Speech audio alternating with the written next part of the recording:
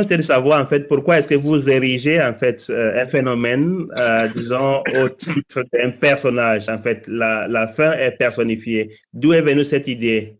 Mais parce il fallait la visualiser, et puis c'est venu tout seul, en fait.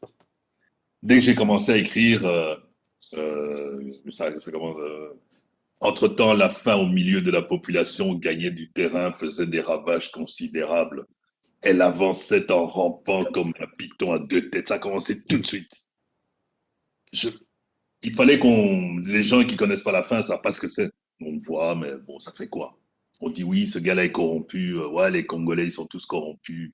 Ouais, leurs femmes sont des putes. Mais évidemment, il y a la faim. Et je voulais expliquer ça.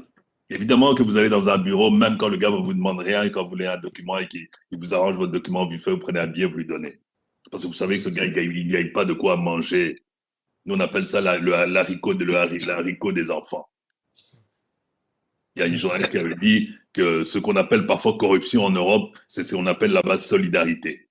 Alors, après avoir lu Mathématiques congolaises, justement, elle a compris que ouais, c'est la solidarité. Et donc, cette faim, elle est omniprésente, elle est là. Et donc, et alors, tout de suite, donc, quand j'ai commencé, moi, j'ai vu un espèce de python à deux têtes. Une tête qui travaille sur la psychologie des gens et une tête qui travaille sur le physique. Et, et alors, j'ai étudié cet animal comme un scientifique. Quand l'animal est apparu, je vois une espèce de serpent géant en train de ramper, d'attraver qui avec sa queue, il détruit tout, il casse tout, il a deux têtes. Et je l'ai vu tout de suite, mais comme je suis un artiste, mais je suis scientifique aussi. Alors je me suis dit, j'ai quand même la poser, quel est son habitat à cet animal? Quelle est sa façon de procréer?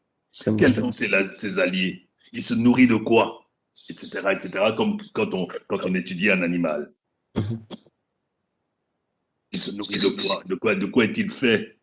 Et il produit quoi? Quand il agit, ça fait quoi? Alors évidemment, la jeune fille a oublié son éducation, elle est devenue vénale. Le soldat a oublié le code militaire, il est devenu pillard. C'est de ça qu'il s'agit. C'est vraiment intéressant, en fait. C'est-à-dire.